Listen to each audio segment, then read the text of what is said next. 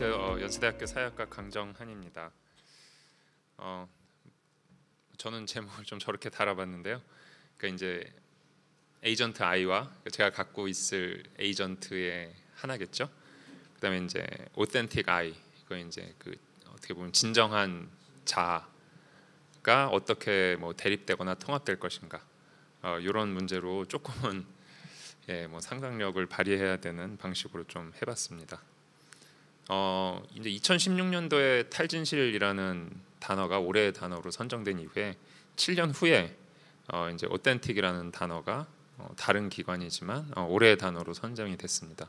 그래서 맥락을 조금 알아보면 우리가 이제 탈진실 사회에 점점 살고 있다라는 문제의식이 반영이 됐던 거고요. 유명한 그림이죠. 트위터에서 이제 진보 계열하고 보수 계열의 사용자들이 섞이기는커녕 점점 더 이제 멀어지고 양극화되는 모습이었고, 탈진실 단어가 등장한 다음에 또 이제 저희 사회에 중요한 또 하나의 변화가 이제 오늘 많이 얘기하게 되는 생성형 AI의 등장, 불과 3년 전 정도입니다. 근데 저희한테 너무 많은 영향을 끼쳤고 아마도 이건 이제 탈진실을 가속하는 방향으로 가고 있습니다. 그럼 이제 이런 맥락에서 오텐틱이라는 단어를 뭐라고 정의할 수 있을까? 그 특성은 뭘까? 좀 말씀드려 보면, 일단은 탈진실에 반대되는 그 해법이 지향해야 될 진실됨이라는 걸 오텐틱에 포함하고 있고요. 그 다음에 이 생성형 AI를 염두에 두면, 이 생성형 AI가 이제 획기적인 거는 그 출력물 자체가 어떤 간단한 판별이나 프리딕션의 결과가 아니라 그 자체로 굉장히 이야기와 비정형의 어떤 컨텐츠를 뱉어낸다는 거죠. 그래서 이제 그런 컨텐츠 자체가 일종의 합성 데이터라고 하는 신테릭한 데이터가 폭증을 합니다. 그래서 오텐틱하다는 것은 다른 한편 신테릭하지 않고 인간에 의해서 생성됐다라는 뜻도 또 포함합니다. 그 다음에 이제 조금 더 범용적인 상식적인 의미에서 오텐틱을 보면, 제가 이제 좀 정의하고 싶은 방식은 이런 건데요. 우리가 흔히 말해서 진정성이라고 얘기를 하죠. 그러니까 나 자신에 대해서 얼마나 진정성 있게 이야기를 하는가라고 할 때 이제 오텐틱하다라는 표현을 쓸 수 있고, 다만 이제 타인에 대한 혹은 타집단에 대한 평가를 할 때 진정성 있는 평가라는 것은 불가능하다고 생각을 합니다. 그 이유는 이제 잠시 후에 뭐 내러티브 얘기를 할 때 좀 더 말씀을 드리겠습니다만, 내가 나 자신을 진정성 있게 드러낼 때는 타인의 공감을 살 수 있는 반면에 타인이나 타 집단에 대한 진정성 있다고 스스로 생각하는 평가, 좀 극단적으로 얘기하면 소위 이렇게 사이다 발언 같은 거 있죠. 이런 사이다 발언 같은 경우는 뭐 제3자의 열광은 불러올 수 있지만 사실은 평가 대상인 집단은 보통 동의하지 않고 오히려 더 반발을 사기 쉽습니다. 그래서 진정성 있는 타집단 평가라는 것은 사실상 시민 사회의 활동에서 불가능하다. 이렇게 좀 규정을 좀 하고 싶습니다. 그래서 이제 제가 전체로 갖고 있는 딜레마를 말씀을 드리면, 저희가 이제 현대 사회에서 저희가 많은 어카운트를 갖고 있지 않습니까? 이메일부터 시작해갖고 소셜 미디어, 최근에는 이제 챗GPT 어카운트까지.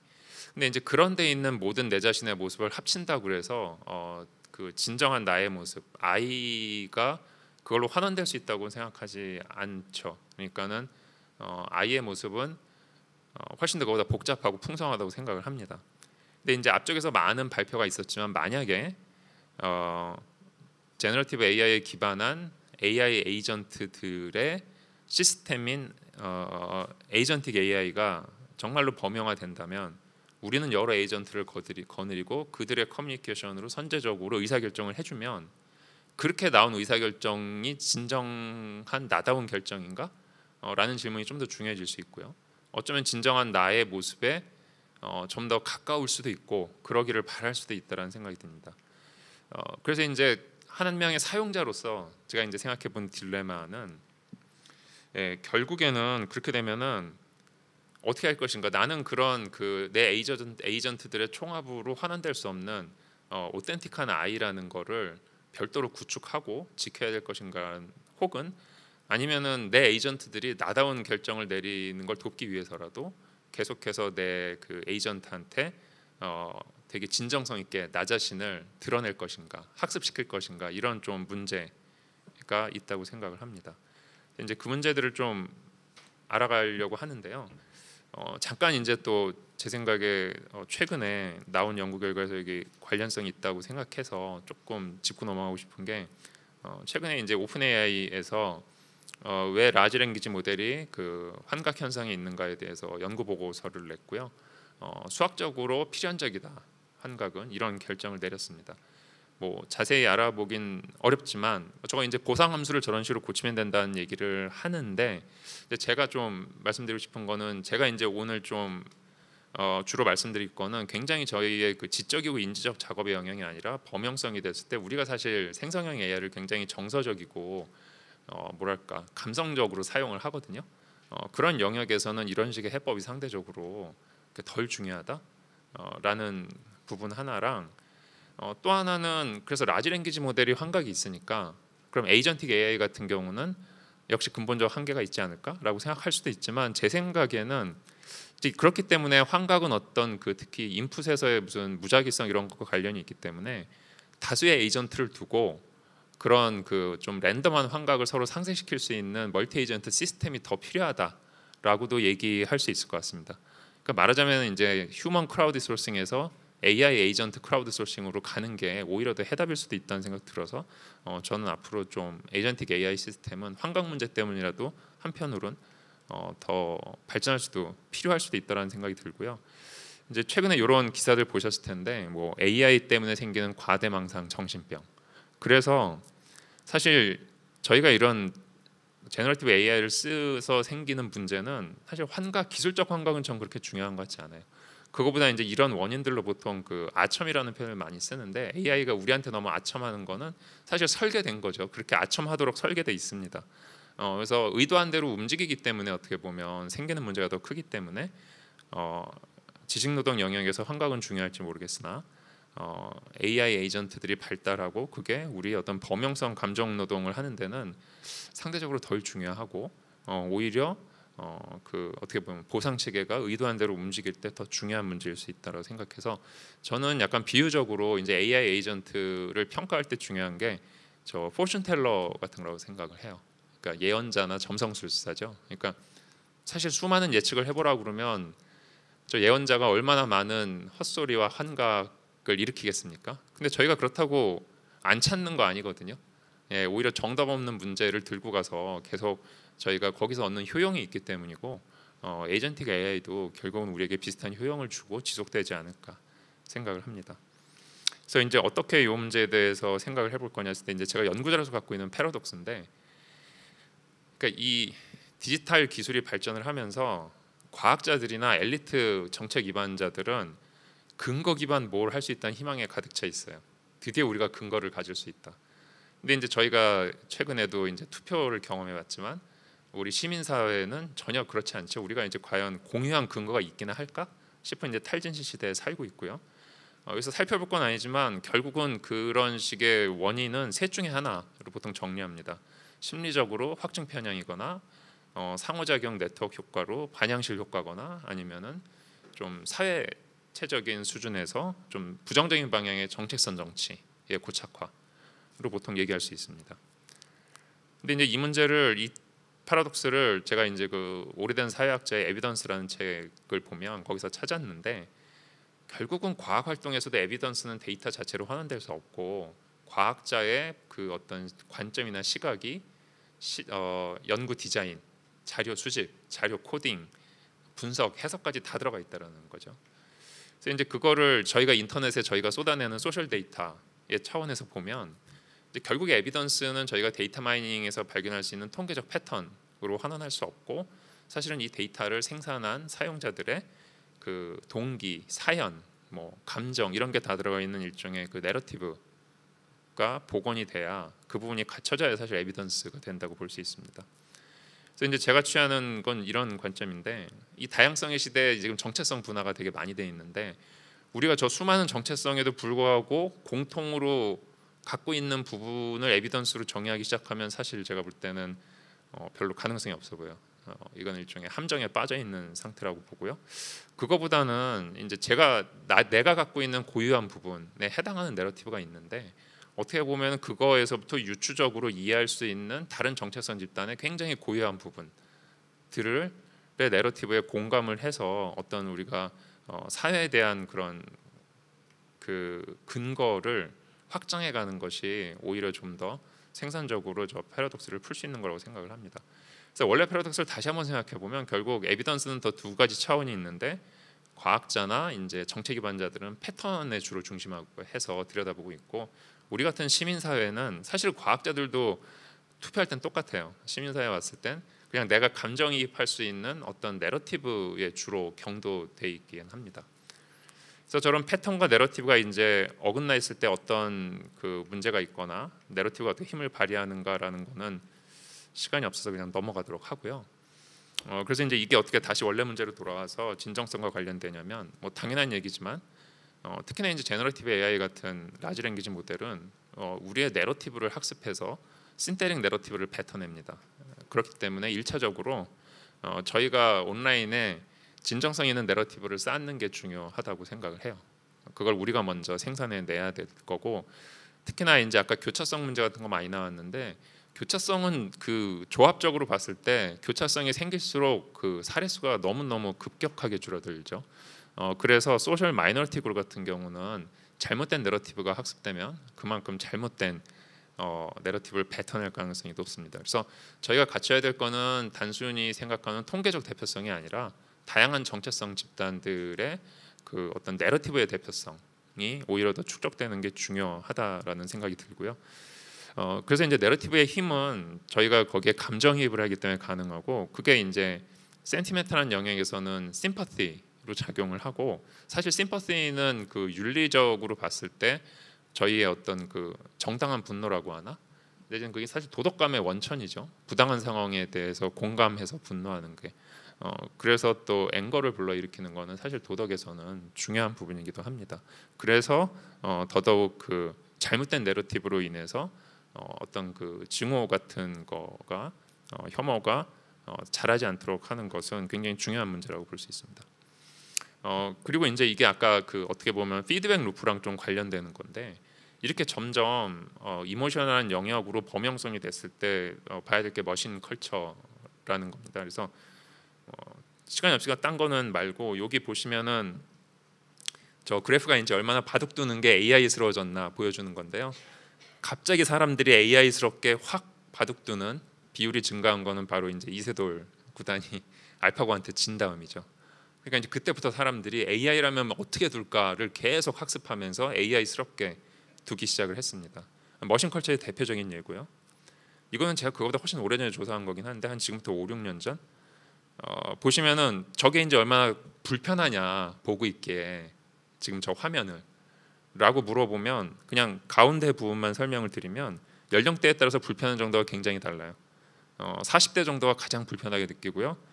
그거보다 젊거나 나이 든 쪽으로 갈수록 덜 불편해 하는데 그럼 저희가 저기서 봤을 때 20대들이 60대 이상과 저런 부분에서도 공감하기 때문에 똑같이 덜 불편하다고 생각하기 좀 어렵습니다. 그러니까 비슷한 윤리적 기준이 아니라 사실 젊은 층으로 올수록 저 화면 자체를 저거는 걸음마를 학습시키는 거니까 뭐 굳이 불편하다고 볼 이유까지는 이런 식의 생각을 더 많이 한다는 거죠. 그래서 제 말은 제너러티브 AI가 등장한 다음에 어떤 종류의 그 로봇과 인간의 상호작용에 대한 감수성을 가질까가 생각보다 급격하게 변할 수 있다라는 거를 좀 말씀을 드리고 싶고요.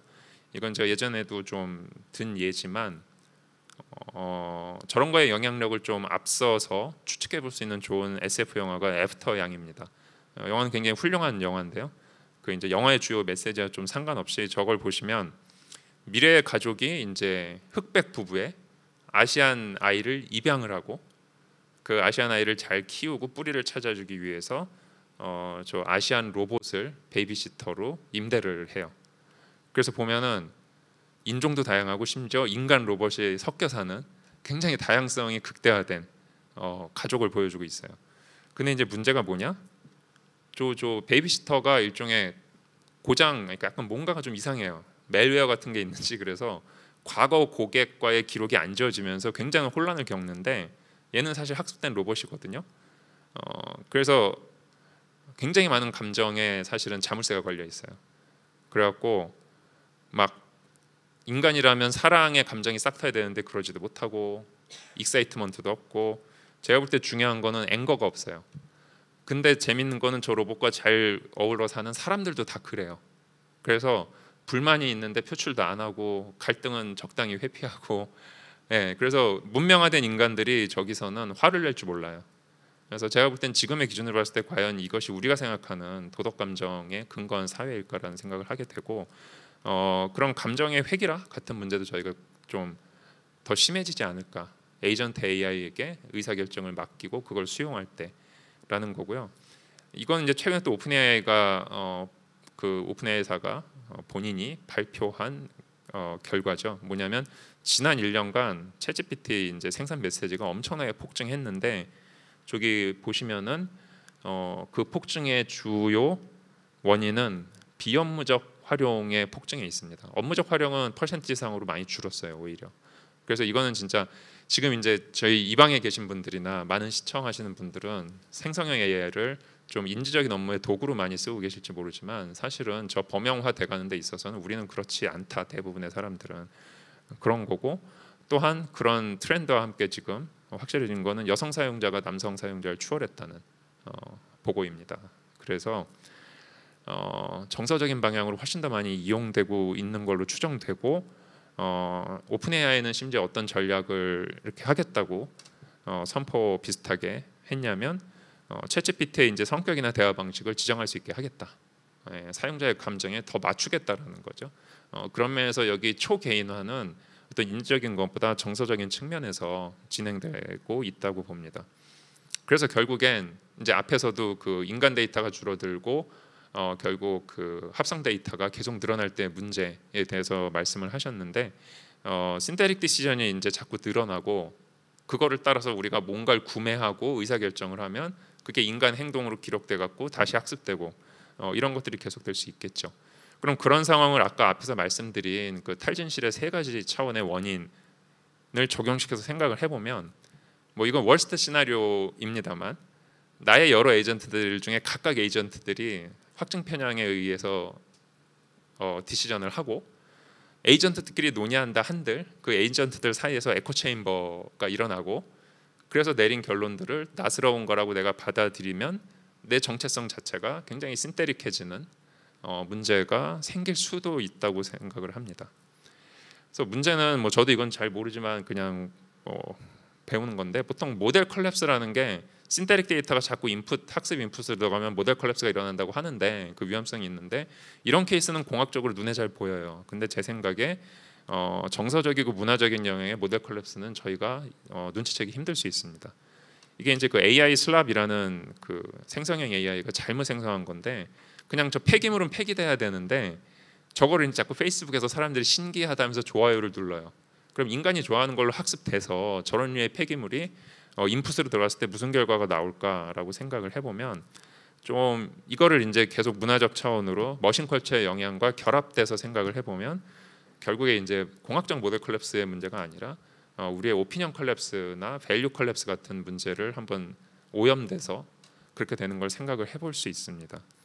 그래서 이게 이제 커뮤니케이션 연구에서는 되게 히트친 책이고, 고백하자면 전 읽진 않았습니다, 전문을. 그런데 아무튼 여기 보시면 이제 책 속에도 나오지만 스마트폰과 SNS로 아이의 뇌를 망가뜨린, 여기서 말하는 스마트폰과 SNS에 익숙한 세대는 디지털 네이티브 세대예요.